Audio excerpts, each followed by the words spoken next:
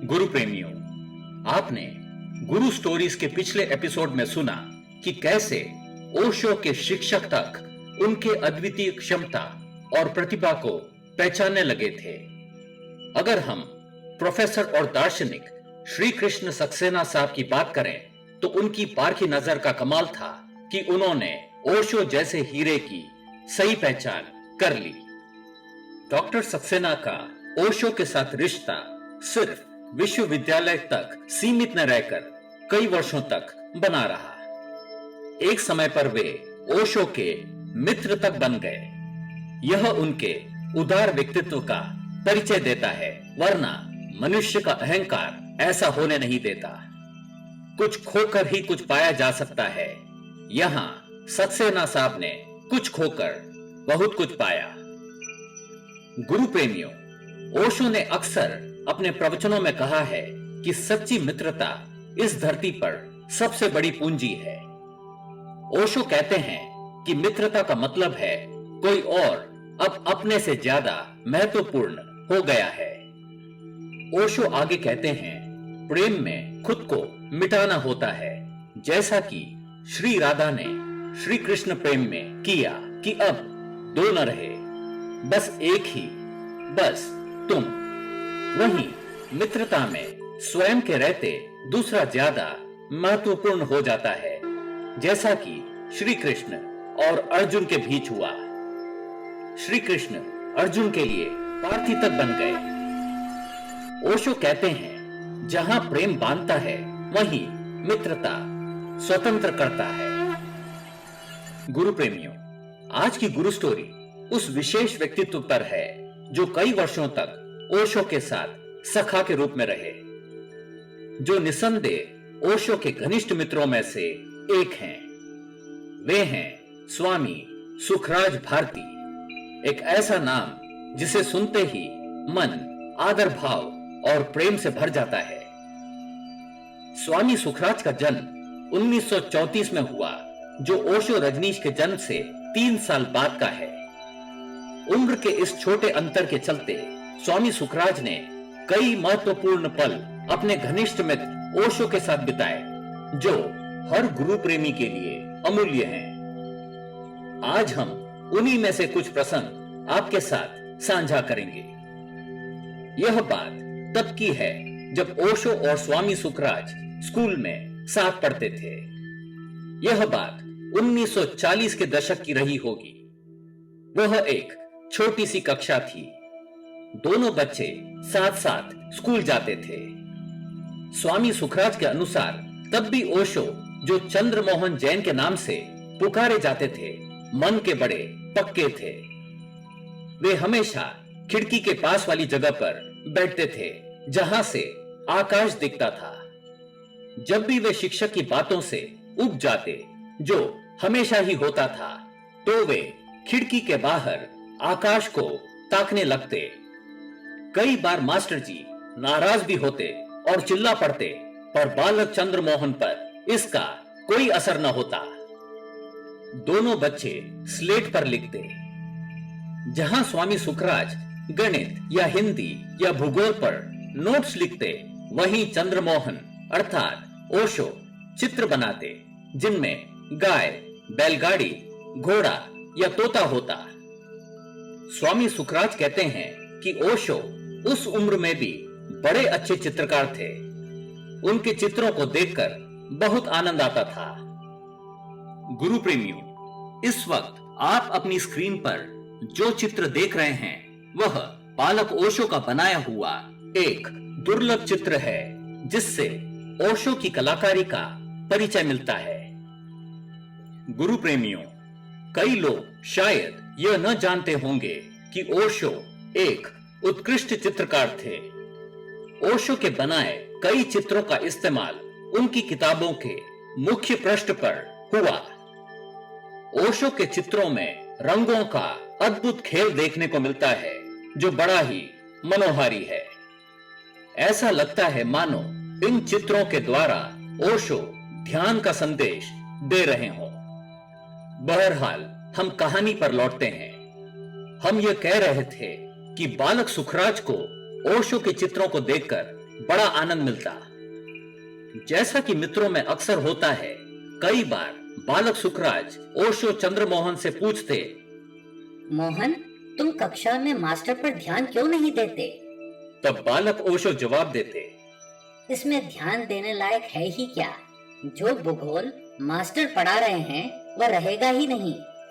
आने वाले समय में तुम देखना, मानव चंद्रमा पर चला जाएगा।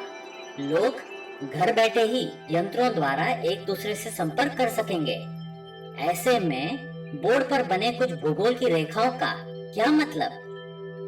बालक सुखराज भी आखिर थे तो ओशो के मित्र ही, उन्हें भी बात दुरुस्त लगती। एक साक्षात्कार में उन्होंने कहा था, मुझे उस उम्र में भी ओशो की हर बात सही लगती, कभी भी मन में कोई संशय न होता। सच में ही यह श्री कृष्ण और अर्जुन की जोड़ी थी। एक बार पूरी कक्षा में ओशो खिड़की से बाहर आकाश को ताकते रहे। उस दिन बालक सुखराज से एक शब्द की भी बातचीत न हुई। कक्षा खत्म होते ही बालक सुखराज बोल पड़े, मोहन, क्या बात है? तुम चुपचाप से हो, और ये क्या, तुम आकाश की ओर क्यों ताकते रहते हो? जवाब में बालक ओशो बोले, सुखराज, जो मैं देख रहा हूँ वह अद्वितीय है। एक अलग ही दुनिया है, एक ऐसी दुनिया जिसके बारे में अभी तुम नहीं जानते। वह एक अद्वितीय दुनिया है। यह सुनते ही सुखराज को याद आ गया कि अक्सर बालक ओशो शाम के समय नर्मदा किनारे चले जाते थे और घंटों रेत पर लेटकर तारों को ताकते रहते।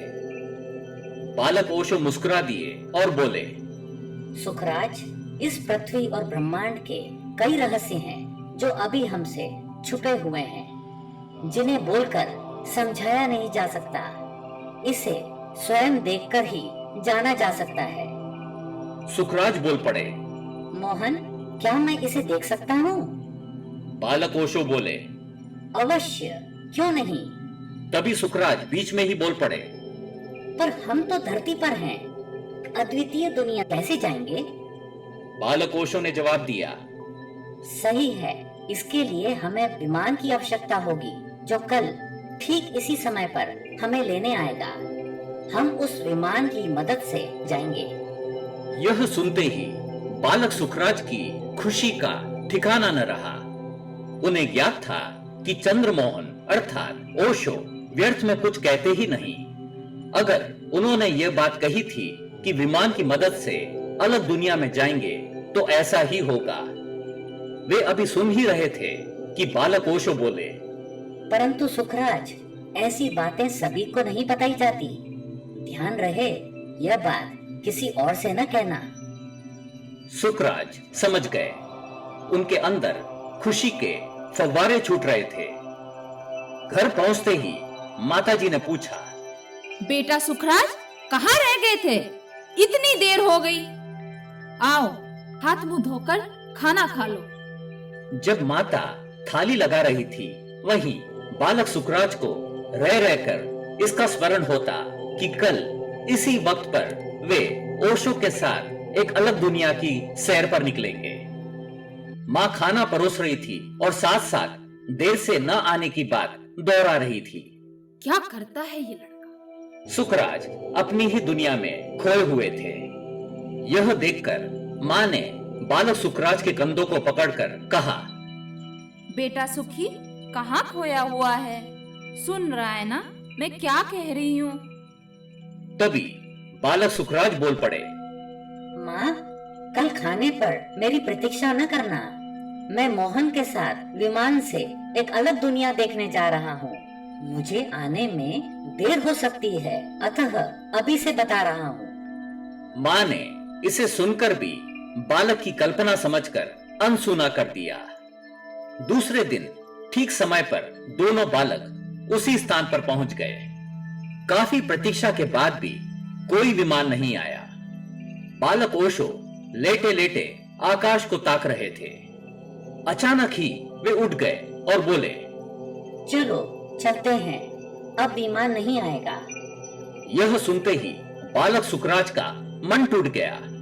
वे ओशो के पीछे पीछे दौड़ते हुए बोले, मोहन, रुको रुको मोहन, बताओ क्यों नहीं आएगा?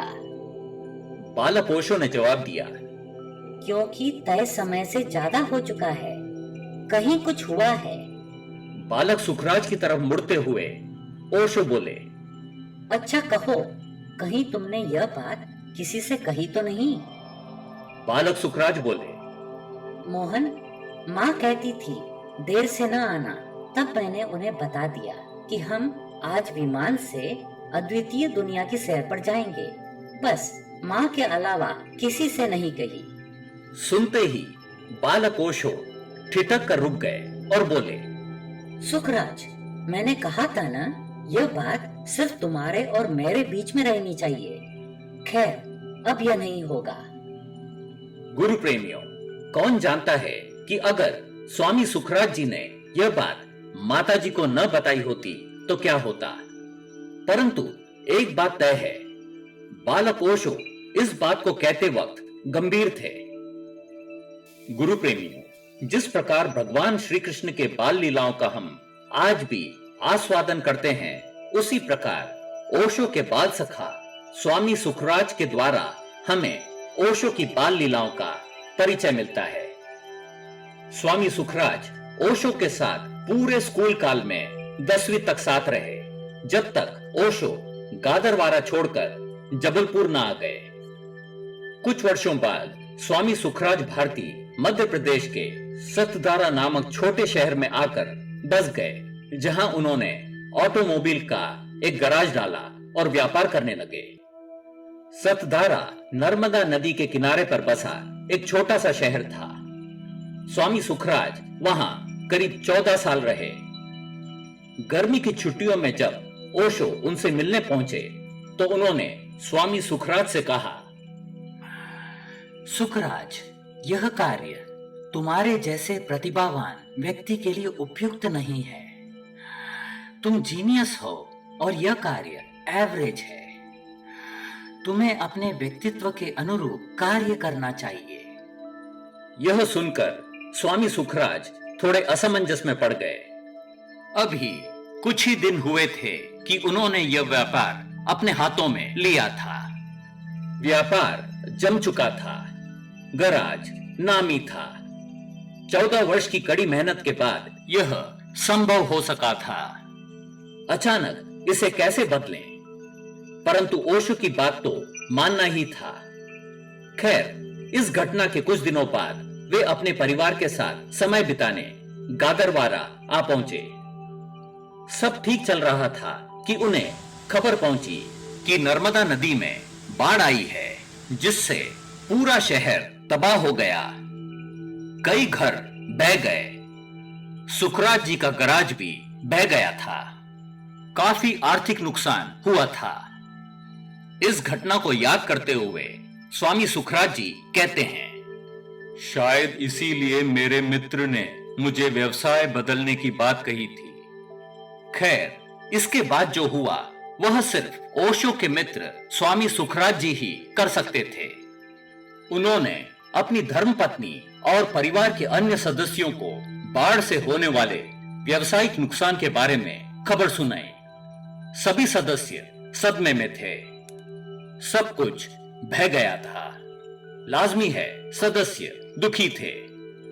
अपनी धर्मपत्नी की तरफ देखते हुए स्वामी सुखराज ने पूछा, इस खबर को तुम कैसे देखती हो, दुख में या सुख में? प्रश्न बड़ा ही अजीब था। काफी नुकसान हुआ था, परंतु उनकी धर्मपत्नी ने कुछ सोचकर कहा, सुख में। अचानक परिवार के सभी सदस्य बोल पड़े, हाँ, सुख में। तब स्वामी सुखराज ने हलवा पूरी बनवाकर इस घटना को एक उत्सव के रूप में परिवर्तित कर दिया।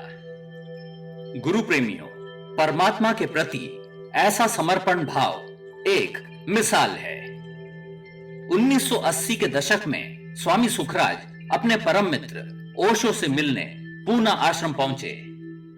वे चुपचाप सबसे बचते बचाते पीछे की पंक्ति पर जाकर बैठ गए, परंतु ओशो की दृष्टि से वे कहां छुप पाते। बुद्धा हॉल में प्रवचन देते हुए ओशो बोले, आज मेरा परम मित्र और बचपन का सखा सुखराज यहाँ हमारे बीच उपस्थित है। हमारी दोस्ती इतनी पुरानी है कि अब स्मृतियां धुंधली हो गई है, परंतु सुखराज आज भी मेरे साथ है। हमारी दोस्ती इसलिए कायम है क्योंकि वह किसी व्यवहारिक या वैचारिक सहमति की मोहताज नहीं है। हमारी दोस्ती प्रेम पर आधारित है।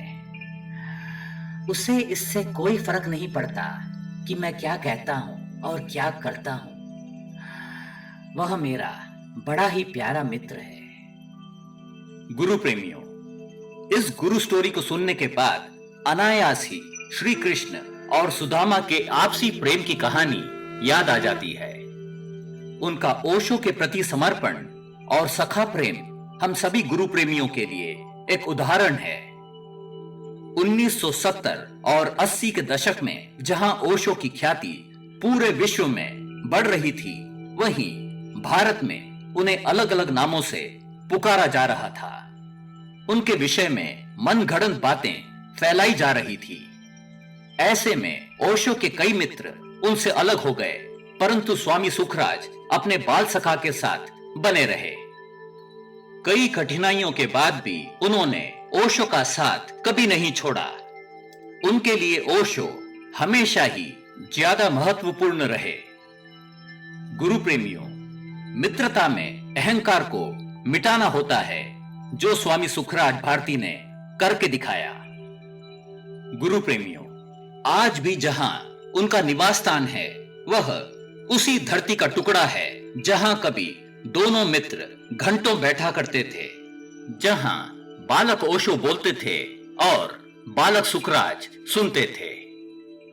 श्रद्धेय स्वामी सुखराज भारती जी 2 जनवरी 2021 को परमधाम पधार गए। विरासत में वे अपने बच्चों और परिवार को ओशो का सानिध्य, प्रेम और मित्रता का उदाहरण दे गए। स्वामी सुखराज भारती की सुपुत्री मां आनंद दिव्या कई वर्षों तक ओशो के सानिध्य में रही और ओशो आश्रम पूना में रहते हुए ओशो की परम पूज्य माताजी की सेवा में कार्यरत रही। आज भी स्वामी सुखराज भारती के परिवार के अन्य सदस्य ओशो को उतना ही प्रेम करते हैं जितना वे स्वयं करते थे।